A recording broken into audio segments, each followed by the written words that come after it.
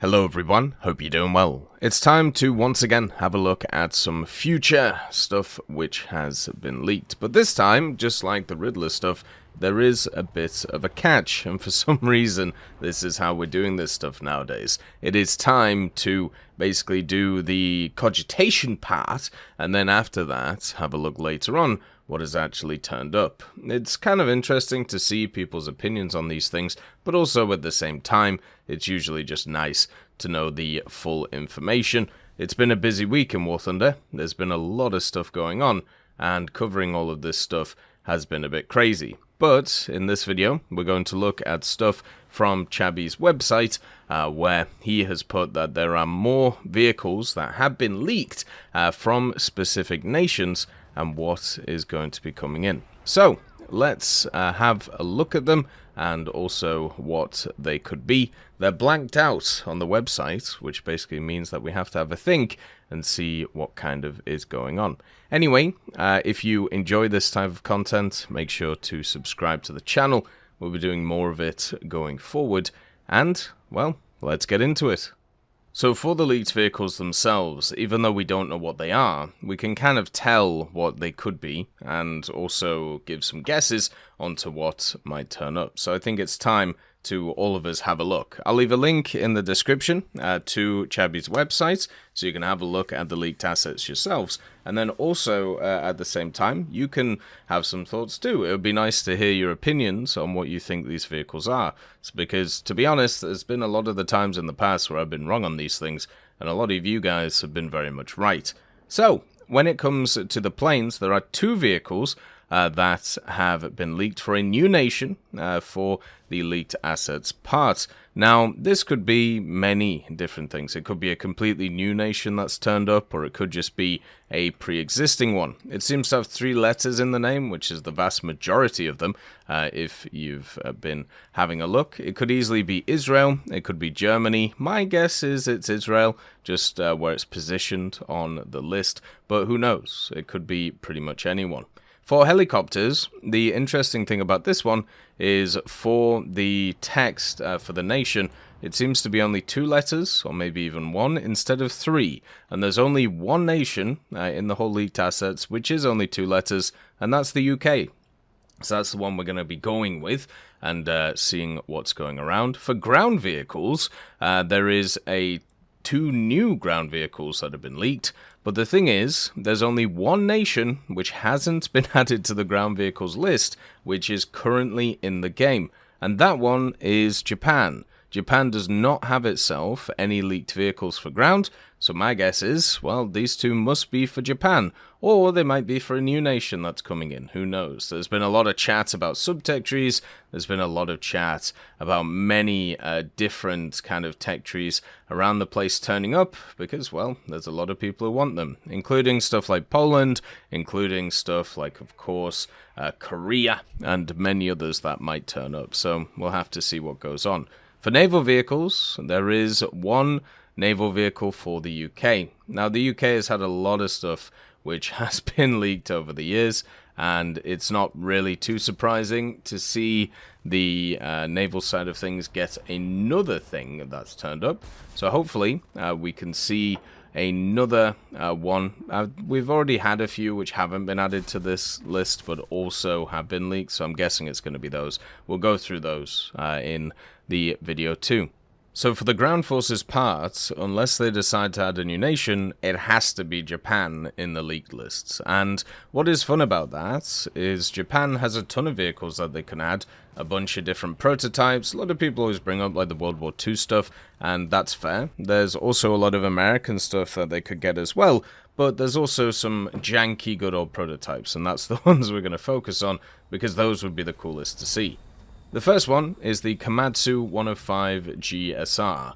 This is a further development, or, well, not really a further development, but a replacement is probably a better way to say it, of the Type 60, which we have in the game. Imagine a low-profile platform, which is fully covered, but still has access to the 105mm recoilless gun on the top in a pretty much unmanned turret. So this vehicle had a bunch of cool factors. It had hydropneumatic suspension, which was really cool, and also did reach the prototype stage, but didn't really go anywhere from there. The Japanese at the time didn't really like tank destroyers. They didn't think they were that useful, and therefore the program didn't really do anything.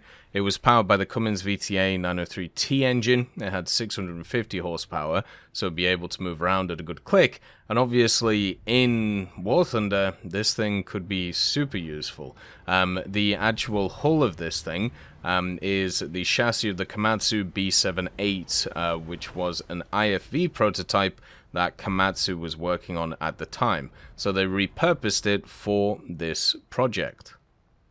And the one that's surprisingly missing from Japan, which surely has to come in at some point, are the Type 90 prototypes. We obviously have the Type 10 prototypes, and we have a bunch of other vehicles prototypes, because that's how it's easy to kind of fill out a tech tree. But then you have, of course, the STC-1s, which are the Type 90 prototypes. Now, these specifically weren't really called the STC-1s. The STC-1 was the media name for them. Instead, it's just the TKX and then with a number on it. But depending on which one you look at, they do have different setups. Basically, the idea was you would either have a 120mm or a 135mm on these vehicles, which I think generally would be pretty fun, and they would have similar armor to some of the other ones. The more interesting one is obviously the 135mm setup, which would be kind of cool.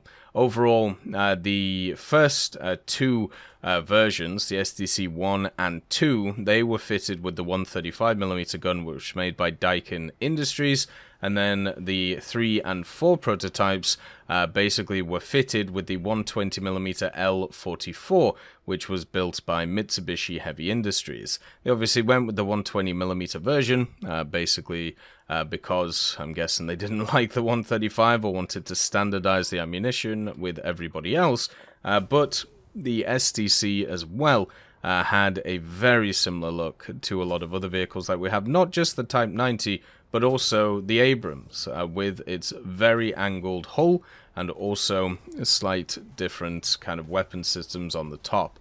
This vehicle would obviously be lovely to see. It's very surprising it hasn't actually been added yet to the game, but we'll probably see it pretty soon. Since for me, when I have a look at the aviation, I see Israel, it's time to talk about two vehicles that Israel could get, which would be really nice to see, and also ones which would kind of fit the general profile. The first one is the Dassault Mirage IIIBJ, the Shahak, which would turn up. This is basically the export version of the French Mirage 3B tandem seat trainer. So very much the one which is just designed to train pilots for stuff like the Mirage 3C and of course the E that we already have in game for the French. But also for the Israelis we have the Mirage 3CJ, which turned up. Basically, Israel bought a bunch of the 3CJs and also decided to purchase a bunch of the trainers too, to be able to not just train their pilots, but also at the same time to use in combat effect. A lot of these vehicles, they actually removed the back ejection seat on the second seat and installed stuff such as the 30mm Defa cannons to be able to do a bunch of damage with. These also were retrofitted with much more armament, including stuff like Shafir 2s, AIM-9Ds, and also 250 kilo bombs and 400 kilo bombs too. So even though this thing was technically a jet trainer, Israel turned it into a jet fighter and also a jet bomber, meaning that it did have those abilities in real life, which would be really cool to see. The only question that I can't find too much about is whether this vehicle actually had countermeasures or not, which is one of the issues with stuff like the Mirages. Some of them have a bunch of countermeasures and feel really nice, but a lot of them don't. And since this is the two-seat trainer version, at least to start with, before Israel modified it, I'd be very surprised if it had any countermeasures. The next one has been in the news a lot recently, and it's the Magister. And the reason I want to talk about it today is because I just think it's a fantastic little vehicle and would fit in the Israeli tech tree and fill a lot of the problems that Israel has at low tier, because of the fact they just don't have any CAS options for the vast majority of their low lineup. The CM.170 would give them access to something that would resemble a CAS vehicle, and it wouldn't exactly be too heavy hitting, since once again the Magister was generally designed for training, but Israel converted it into a CAS aircraft to be used in the various wars that were going on at the time. They added the two 7.62mm Browning machine guns to them. There was a total of 4 hardpoints on the vehicle as well that could carry the FLZ Raket rockets and also 50 kilo bombs. There was even some Sneb rockets that it could bring along too. Now, it couldn't bring along a lot of them. We're talking about like 14 Sneb rockets or 12 Rakets, but at least it's something compared to what you have right now, which is basically just a P-51. The main thing is this would give you a slightly faster option in order to kind of bring it in. The vehicle also had a maximum speed of 700 kilometers an hour because it used 2 Turbomeca Mabore 6 engines, so they could fly around the place at a decent click. Overall, I think this would be a fantastic little vehicle, and hopefully the one in the leak list. So for helicopters, it seems like there is a UK one, and for me, I'd love to see the Westland Lynx 3. The Lynx is one of those vehicles we already kind of have in War Thunder, but the Lynx 3 would be one of the most powerful ones. Basically, this is a heavily upgraded version of the standard Lynx. One of the big things that they did is they actually gave it wheels instead of the kind of undercarriage skids which you see previously. Another part of it is they just added a ton of weapons to it, just to make it a lot more dangerous compared to others, and also slightly lengthen the fuselage just to make it a bit longer. This thing is powered by 2 Rolls-Royce Gem 60 turboshaft engines, which push around the good old propellers, and then also it has a 20mm cannon on the side. It has a 7.62mm minigun inside a cabin, and then also it had 8 anti-tank missiles that it could bring, either TOWs or Hellfires. And the other part of it as well, it could bring air-to-air missiles. Basically, Stingers would have been the choice. So this vehicle would be very similar to the G-Lynx in the way that it was set up, apart from it would probably be in the standard tech tree, so therefore people could enjoy it. And the last one is for Britain and for naval. Now, this one, it's hopefully pretty obvious, the Queen Elizabeth. This one's been leaked about 3 or 4 or 5 separate times now, and it seems like it's not in the leaked assets list, but hopefully will be soon. Might be completely wrong, could be something completely different, but the Queen Elizabeth makes the most sense. Of course, this is a dreadnought battleship from the First World War.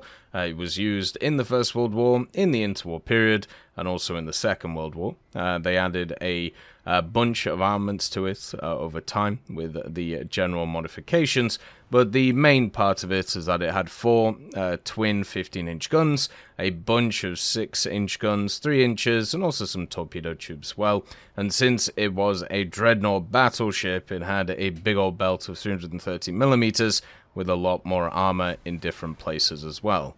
It would be lovely to see it, since of course it is the lead ship of her class, and also with the passing of Queen Elizabeth, it does make a little bit of sense to put her into the game as kind of a commemoration thing.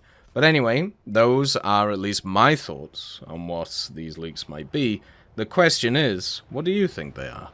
So we can create some nice discussions. As I said in the past, since, I would get critiqued quite a lot for not covering these things, well, it's time to cover everything, isn't it? So you guys can have a look and see what I see. As always, I hope you have a wonderful day, and I'll see you next time.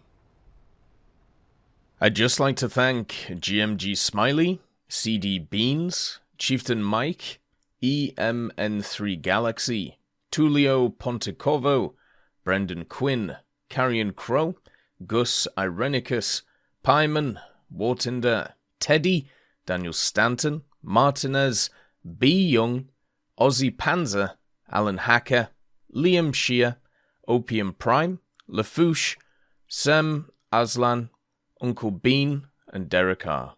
for supporting the channel.